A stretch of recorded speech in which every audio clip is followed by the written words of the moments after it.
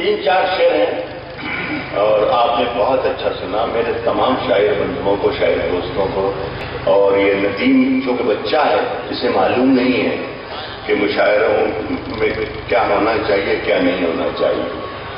جوہر کانپوری، شبینہ تو میری بیٹی ہے، جوہر میرا بھائی ہے، زاہد میرا دوست ہے، اور انور تو ان کی مجبوری ہے کہ اتنا ہی چھوڑ نہیں سکتے. سارے شاعر اپنے پیسے لے لے کے بھاگ گئے.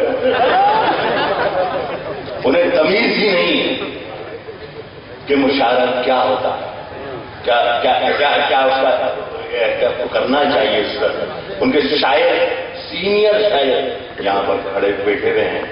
یہ تو میرے تکلف میں بیٹھے ہیں. ان لوگوں پر آپ بھی نظر رکھیں اور آپ بھی نظر رکھیں. آپ کیوں پیسے دے رہے ہیں؟ یہ لکھا کے لینے آتے ہیں، انہیں مطلب ہی نہیں شاعری میں. شاعری میں کیا تعلق ہے؟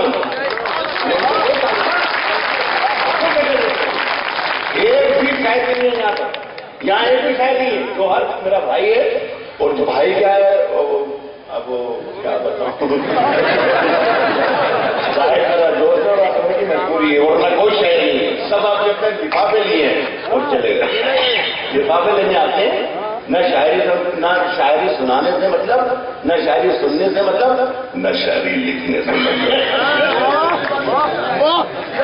سارے نقلی لوگوں کو آپ بلاتے ہیں اور تالیاں بجاتے ہیں آپ، اور بار بار فرمائشیں کرتے ہیں ان کی.